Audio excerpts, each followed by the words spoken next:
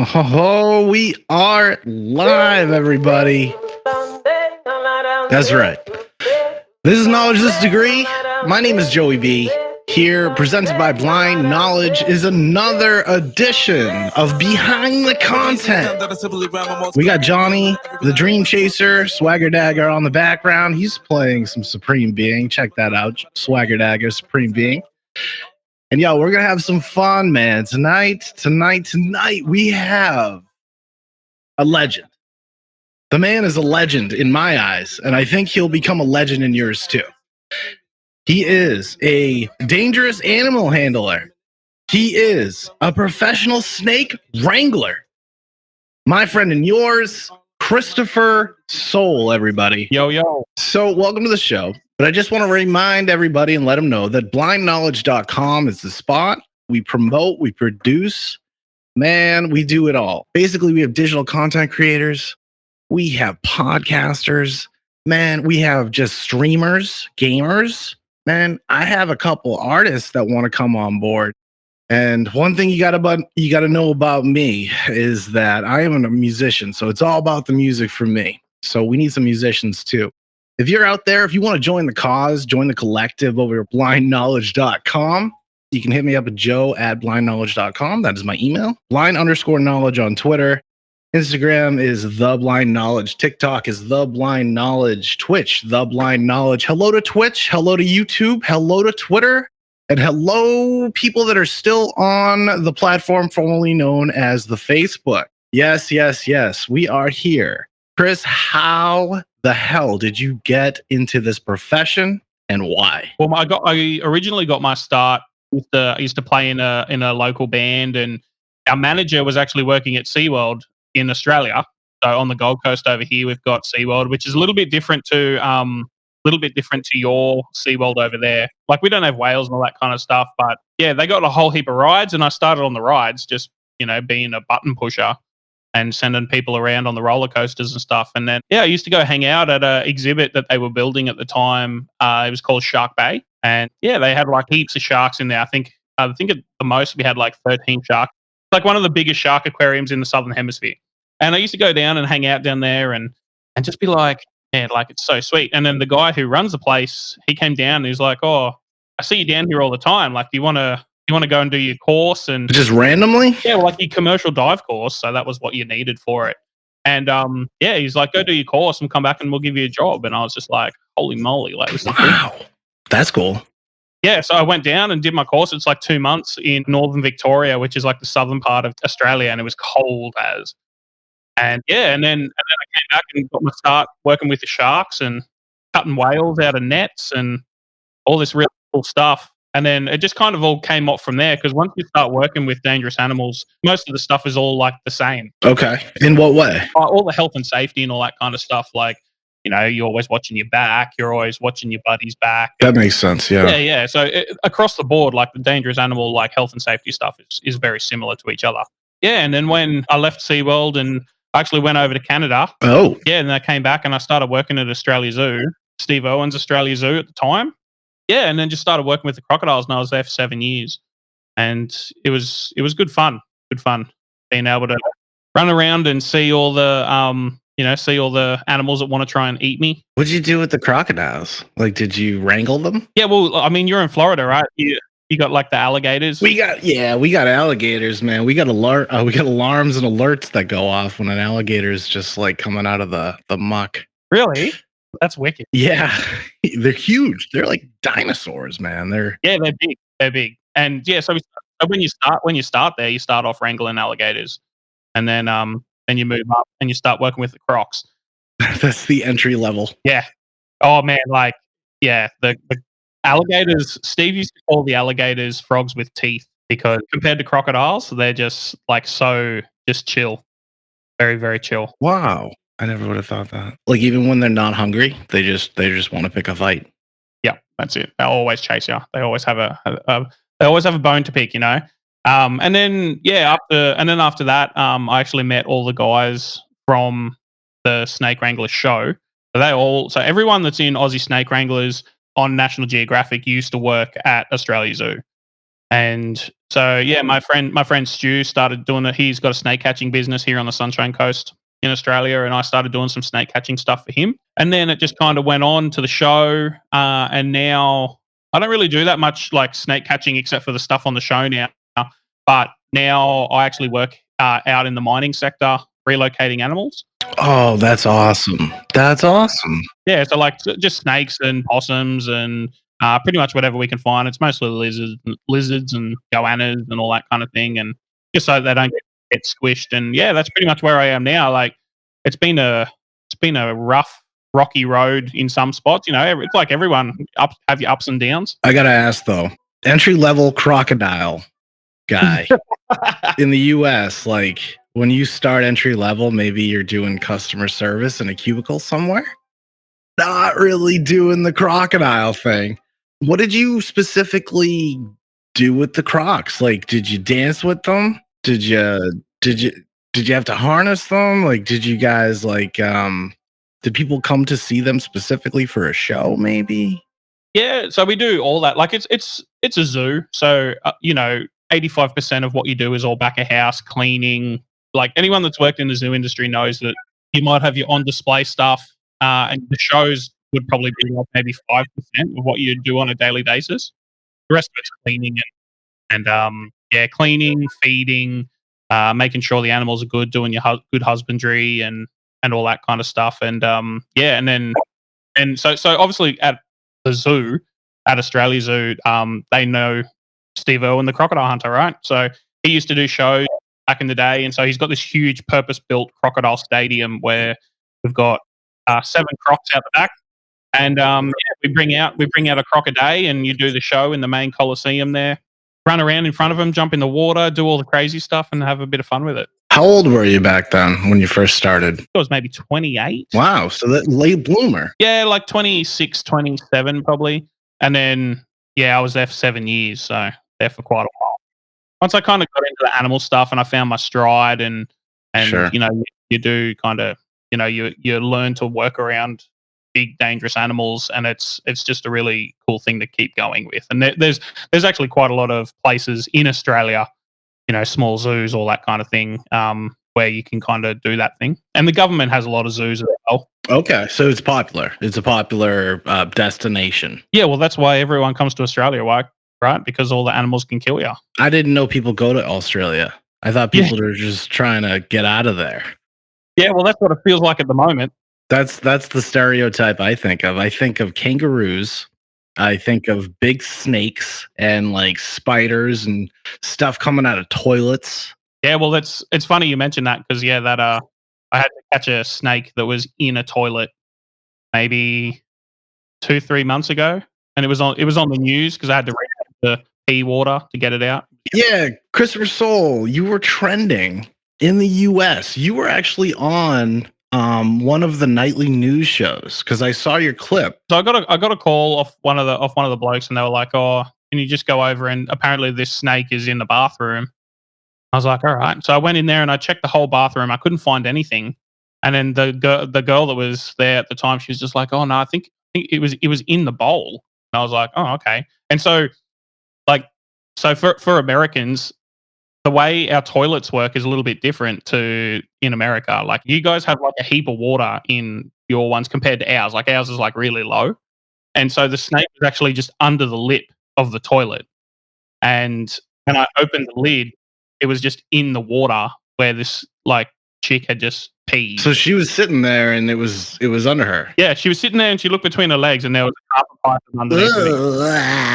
Ugh. Ugh. And so yeah, I had to pretty much reach in and grab it, and it was yuck. Did you just happen to be there, or did they call you because they noticed it after Yeah, they were they finished? they called us. They called us with a Okay. big Okay. emergency line. Yeah. Yeah. Such an Australian thing. So I got to bring it back. A little rewind here, because I got to know. At first, when you got it, when you started SeaWorld, you're working with sharks. First of all, I don't know who the hell in the world wants to work with sharks. I guess Christopher Soul.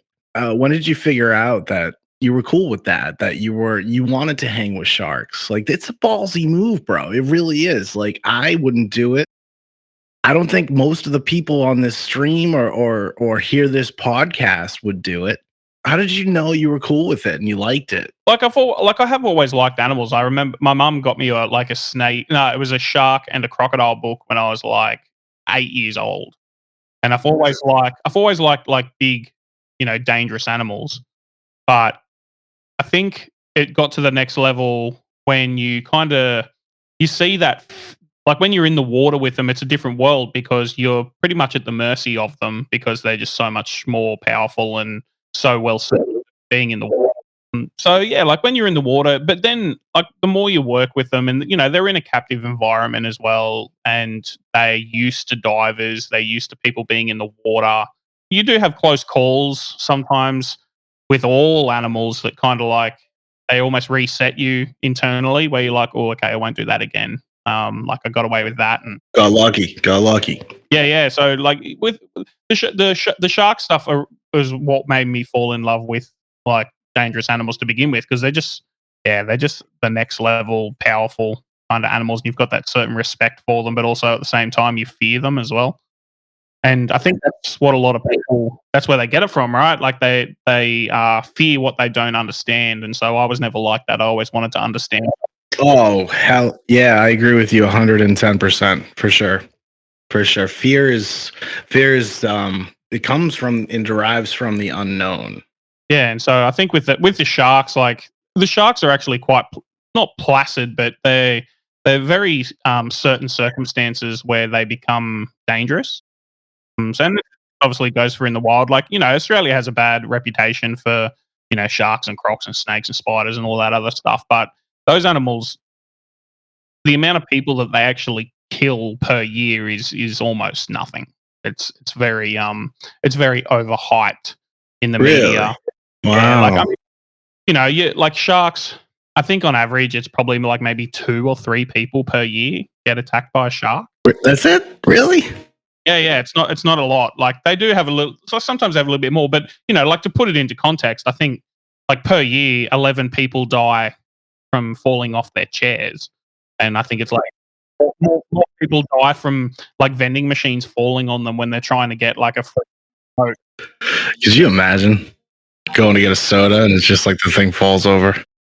Worst way, worst way to die. That's got to be the worst one. I died being a greedy fat bastard. Yeah.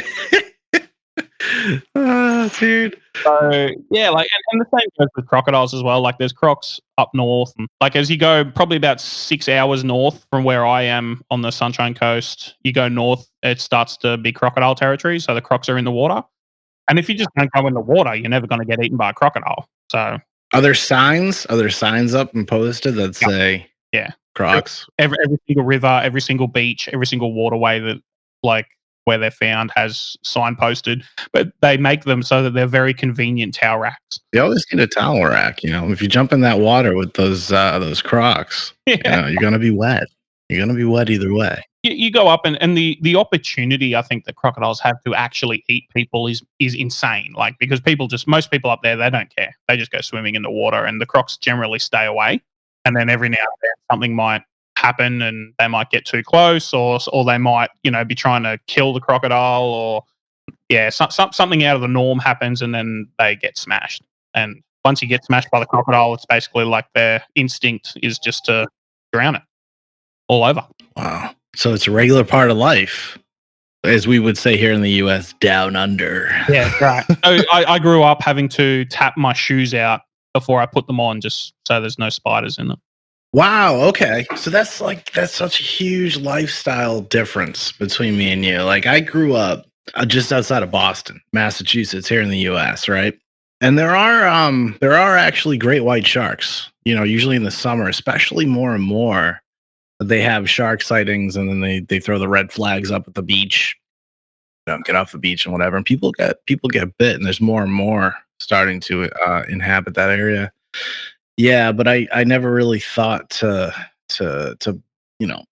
worry about spiders or even bugs, maybe ticks, but they're probably larger and more dangerous where you are, I'm assuming. Well, we're also like we don't really care about 6-meter crocodiles and all that kind of stuff. But I can tell you right now that if I saw a bear overseas, like in America, I would like lose my mind. Bears are no joke. A bear will fuck you up, bro. Yeah, they're super scary. Like it's no different. Like you see a croc, you see a shark or whatever if you're in the water, and you see a bear, it's like the same thing. Like you just know that they're gonna mess you up if you do the wrong thing. Yeah. Yeah, they're no joke. And they will eat your food out of your dumpster and they look warm and cuddly, but yeah, no, and they're fast too. Once they start galloping and realize where they are. And they kind of look, I'm thinking of a black bear because there's different bears. But a black bear in particular, they look kind of goofy and just kind of like off center. But those guys and male and female bears, they're fast, they're aggressive, and they'll eat your head off. What's your favorite animal to work with or to handle or however you would say it? I'd say crocs are probably number one. It was a toss up between crocs and great white sharks. I've never actually like worked. I've seen great white sharks in the wild, but they've never been in captivity. And the crocs are next level, right? They're just so smart. People just don't think of a reptile as like dumb, right? Crocs are so smart, like they'll sit there and they're so patient. Like you have them in captivity, and every day you walk past them in the same spot over and over and over and over again. You might do it 1,000 times, and you don't know because you never really realize that the croc's been slowly inching closer and closer and closer and closer. At the edge of the water, they're extremely fast. They're pretty much faster than anything. Like they catch deer and antelope and stuff at the edge of the water, and before the deer can even process what's going on. Wow. Yeah, I've seen some things actually on National Geographic and various places, probably YouTube clips and stuff like that, where they just pounce and then they're gone. Well, they're like invisible in the water. Like if the water's dirty, you can't see them at all, and they'll be like right below you, and you won't even know. And they can sense like animals on the land that they're coming close to the water. They can feel them. They don't have to see them. That's interesting. Do you know how they do that by any chance? So if you look at like a close-up photo of a crocodile's or an alligator as well, like they've got those little black dots on their bottom jaw. That's what they are. They're tiny little receptors that feel the motion waves coming through the water, and they can triangulate animals at the edge of the water without having to expose themselves, so they can sneak right up below you. It's like a sixth sense or something like that. Well, I mean, they've been around for so long. Like crocs have been on the planet for like 250 million years. So they they've seen a thing or two. Yeah, they do what they do well. Dude, I gotta know though. I have so many questions. I hope you have time. You connected with me, which is great. No effort on my end. And I was like, dude, I gotta know some things. And one of the things I gotta know is what's the worst experience you've ever had handling an animal? Oh man, there's so many each day is completely different. There's so many times where you'll be like, oh man, that was pretty bad. But there's been times where I've been in croc enclosures, I've fallen into enclosures, you've put yourself in an area where you know that you've done the wrong thing and you've messed up.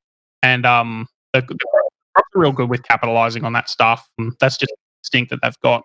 There's a lot to think. I've been bitten by snakes a fair bit, nothing venomous, but I get bitten by pythons pretty regularly. I mean, I got bitten on the show. Just a regular thing. Yeah, I get bit by pythons, but yeah. Other than that. Now, well, one smashed me on the belly while we were filming season 1, and I actually got bitten again in the same spot by a very similar snake in season 2.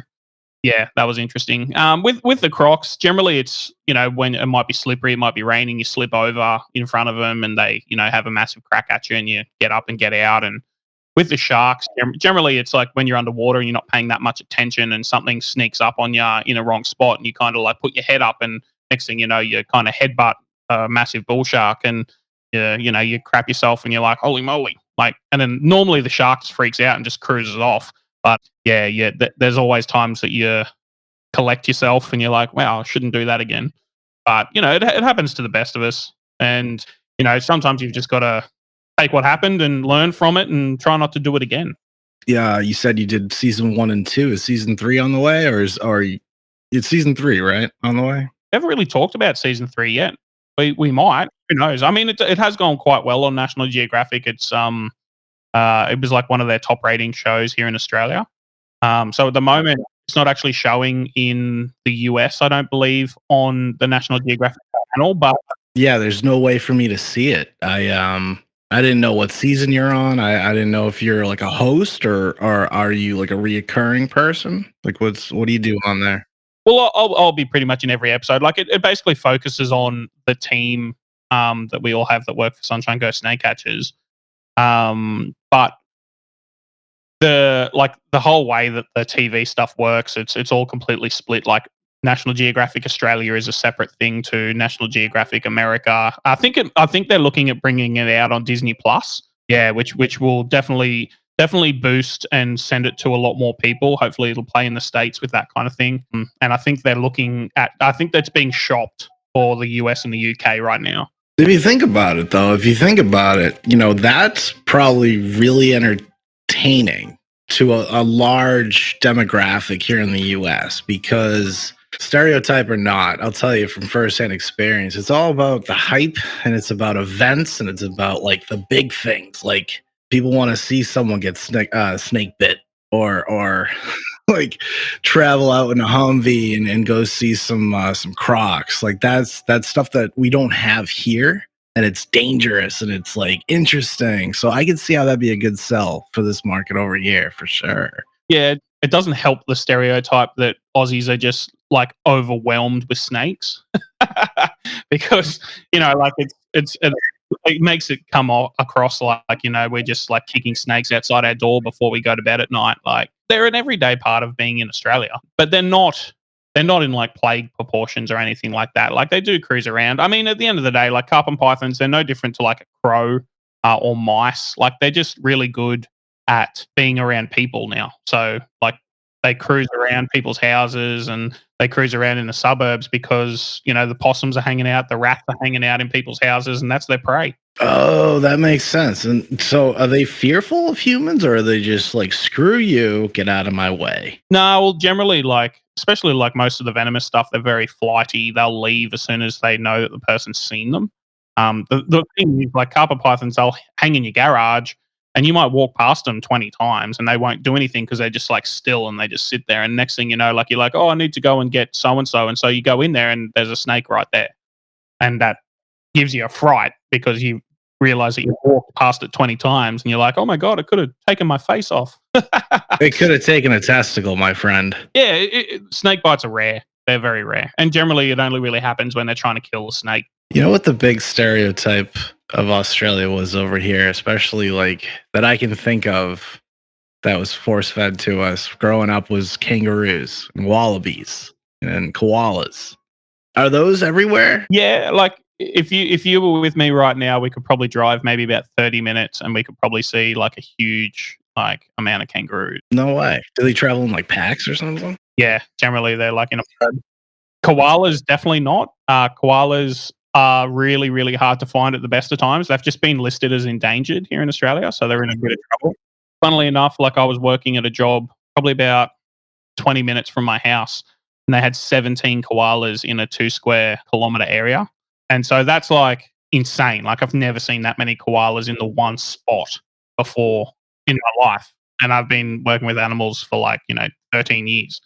And so that was pretty cool to see. But yeah, they're in a lot of trouble. Koalas are in a lot of trouble and they're really hard to see. And that's why they die through like land clearing and all that kind of stuff. It's just impossible to see them when they're in trees. Yeah, that's really interesting, actually, that one, because koalas are so chill. They just eat leaves and sleep.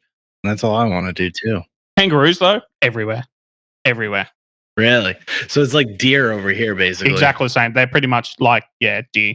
They're just, you cruise into any real wooded area or like in Australia, like, yeah, if you're traveling like out west, there's a lot of people, like for everyone in America, you're probably looking at about like most of the main like population centers are on the coast, on the east coast of Australia. But once you go like maybe 3-4 hours, it's like sparse farms. And then if you go more than like 8-7 hours, it's like the desert. And so if you're traveling out there and you don't have like a bull bar on the front, like a kangaroo will clean up your car and you'll be done. Yeah, man. I gotta tell you, it's a pleasure to meet you because it's fascinating. You're not what I pictured. I was picturing this wild, crazy man that I.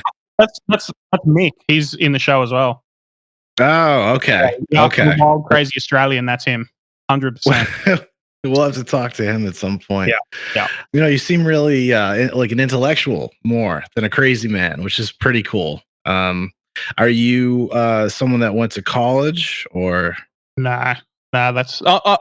I have like two sides. Like I've got an entertainment side, and I've got like just a normal person side. The Fair? Yeah. Fair, I Oh, you understand couldn't, that. you couldn't. I couldn't be running 100% all the time. Just get exhausted. Not like Steve Owen. That dude was 100% on all the time. But yeah, like I'm just here, chilled out. Like just having a beer and just hanging out, talking with you guys, having a chill session. But when you get out there and you get all ended up and you're handling 6 foot brown snakes, yeah, that's when the blood's pumping and you're ready to rumble. But yeah, definitely no uni for me. It's all hands on learn stuff. So it's all like learn by So doing. that's your education really is, yeah, learning by doing, being there and having the experience, which, I think is it's a better education and it's what you want to do, you know who you are, which is pretty cool. Yeah, like there's definitely place in the industry for both, like both kinds. Like you always have to have intellectual people there to, run the scientific side and all that kind of thing. But a Yeah, lot you of want to balance. You want to balance in any business or any industry. You want a solid balance for sure. and a lot of the time, like those scientific people that have less hands-on experience, and so when they do want hands-on experience, they rely on people that have done a lot of things with animals, like physically, to introduce them to that and help them to, learn the aspects. Mr. Soul, I gotta know. Do you play video games or do you read books? I would definitely play more video games than I'd read books. 100%. That's why I'm a snake handler because I didn't read enough books. Yeah, you could probably write a book Yeah, at no, this point. yeah, yeah. No, I play my fair share of video games. I grew up, with a PC and stuff when I was younger, and then moved to on all the consoles and stuff, and love playing a bit of what am I playing at the moment? UFC 4, playing a bit of UFC. Love UFC. Love UFC. Big time stuff. It's so captivating to hear different perspectives. Like I'm over here in the USA. I only know what I know. And then we're having this conversation and you're telling me things that are just so foreign to me, yet I understand. It's very dynamic. It kind of goes along with what blind knowledge is. Blind knowledge, the concept is that there's information out there that we just haven't learned yet, maybe haven't experienced, or maybe we're not privy to it. Maybe it's being withheld. So we're really getting our dose of knowledge on here on this episode of Knowledge This Degree for sure. Hopefully, everyone that listens to this will be able to come to Australia soon, and they'll be able to experience it for themselves because it is magical. Like it is an amazing place. Like once you get over the fact that once you get over that fear that everything wants to kill you, then it's Everything. awesome. That's what it sounds like. Yeah, that's why I haven't visited yet. it's, it's the place where the toilets go, they roll the other way and the animals will kill you. Well, Basically. it's Well, one of those. It's one of those places where you can just, like you could just drive a couple of hours west and like you won't see anyone. You won't have to deal with anyone. Like you can get away, but also at the same time, you can go to the beach, you can go to the forest, like you can do all that kind of stuff on the east coast of Australia, pretty much within an hour of everywhere. wow. So it's a lot more well balanced than I thought. I always think just like desert and then like city. Yeah, I don't know. I don't know why. no, That's the picture that's been painted. Northern Yeah. Territory is amazing. Like it's all like beautiful desert, and they got like Aboriginal artwork on all the rocks and all that kind of stuff. But then you go to Tasmania, and it's you know snowing and mountain peaks and the whole shebang down there. And you go to the desert, and you can see nothing but sandhills for the hours and hours and hours. That's there's a lot to do there. So if I was to come over, right? I was to come over to Australia, just a guy from the US. What would you suggest I do? Like, how do I experience these animals without going out in the wild and trying to basically set myself up for failure? Like, are there tours, or should I go to the zoo first, or all the above? Like, where would you direct me to go? You can see all that stuff in a condensed format at a zoo, but nothing beats seeing an animal in the wild. Like just what they're, even if you just kind of happen upon it. Um, but it just like I remember the first time I saw a wild croc in the like just hanging around in the river, and I was just like blown away. And that was after I'd worked with crocs for like 4 years, like working with them in captivity. But then when you see them in the wild doing their thing, like hanging around, the big boys got like their all their little girlfriends and all that kind of stuff, and they just so physically intimidating. Like it's just it's another level. So definitely, like, you come to Australia, the whole east coast of Queensland is like, yeah, that's real Australia. Real Australia. That's what I got to know. I'm writing that down. Queensland. Yep. Queensland, you go all the way up the coast road to Cape Tribulation, which is like the Daintree rainforest, like the oldest rainforest in the world. Cape of Tribulation? What is it? Yeah, Cape Tribulation. Oof, that just sounds intimidating. It does. And you can see cassowaries up there, which are like, it's probably beautiful, isn't it? yeah, cassowaries are like the most dangerous bird in the world. So they, oh, God. Not so beautiful anymore, Chris. Damn. Beautiful landscape, but the birds will kill you now. So we got birds that kill you. We got snakes. We got sharks. It's that stereotype, right? I just want to hang with the koalas, bro. That's how do they even survive in this ecosystem? Yeah, exactly. Like koalas are they just sit in the trees all day and just eat like eucalyptus leaves, and that's all they do. That's amazing. Every like predator goes past them, and they're just like, oh, I couldn't even be bothered. They're just so disgusted. Yeah, they're just like, this fucking guy again. Sleeps 20 hours. He just hangs out in the tree. You know what? It's just not even worth it. Hey, Phil. Hey, Phil. Yeah. Oh, yeah, man. Koalas, just look out. They are pretty nasty animals, but yeah, they're just not worth it. They're really not. Fair. They're lovely, cute and fluffy, but they got sharp claws, they got big teeth, and they're just like nasty. Never would have guessed that. You try to pick one up in the wild and they will mess you up. Yikes. Yikes. Oh yeah.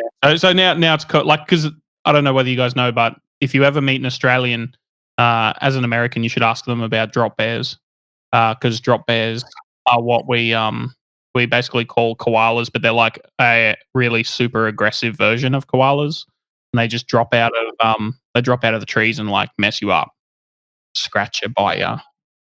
Of course they do. Of course they do. Everything does. How about the insects over there? Are the ants just taking over? Like, no, I think the ants are pretty good. I think we're pretty good on the ant front, but don't jinx it, because we might find like some mutant ant in the outback that just like, eats children or something. Oh my goodness. Oh my goodness. But yeah, you guys have like bees and yeah, it's funny. Our native bees are stingless, so you don't have to worry about them. They're really super friendly. The bees are friendly, but the koalas will take your eyeball out, and the ants will eat your intestines. Yeah. Yep. Drop bears, cassowaries, koalas, crocs, the whole shebang. The whole family. It's a whole big angry family. If you had to name the top 5 most beautiful animals that you've encountered, what would they be? I think a cassowary is a really nice animal. I'd probably go great white shark, crocodile, the red belly black snake, and then I'd go a cassowary, and then bringing up number 5, probably like a dolphin, maybe. Do the dolphins have giant teeth and just like sharp objects hanging out of it, or what? No, but funnily enough, at SeaWorld, the dolphins are way more harder to work with than the sharks are. Like if you're diving in a dolphin enclosure, you have to like watch your back, because the dolphins, like, they'll come up, they'll play with all your hoses, they'll smack you with their tails, like they'll bite your ankles, they'll drop rocks on your head underwater, like, because they're. Oh wow, because they're really smart, right? Dolphins. Yeah. They are very, very smart. But they're, what's the American term? They're assholes, man. They can be very, they can be real funny sometimes. Big thank you to Christopher Soul for joining me. Of course, you can catch Chris on Nat Geo Australia, Snake Wranglers. That's National Geographic Australia. The show is called Snake Wranglers. They will be hopefully coming to this market over here in the US, but I'm sure you can find them on the internet somewhere. And look out for good things from Chris, too. He is getting into the podcasting world. So in the future, definitely look out. Christopher Soul, hopefully, maybe, possibly, I will ask after the show. Maybe he wants to join the collective over at blindknowledge.com. My name is Joey B. The name of the show is Knowledge This Degree. I appreciate you. Thank you so very much for joining us on the live stream. We will be with you so many times because this mini-series is so awesome. It is behind the content. Again, this is Blind Knowledge. Knowledge This Degree. Christopher Soul, everybody. We'll catch you next time. Bye-bye. No matter what it is, but you're gonna put it aside, cause the world is ours when we arrive. Now put it in drive. This is Johnny for the block, this is Johnny with the box, I'm Johnny with the rock. Hold this, I'ma watch that and chop it up a pot. How to make it to the top, then we finna duck. Other fucking ready cops, don't matter what we all be. Had them in the lock, that we digging for the shit. Ever since 16, we had a hustle, thinking never, ever knock this one from my dogs. Reminiscing on the time we were just young, a few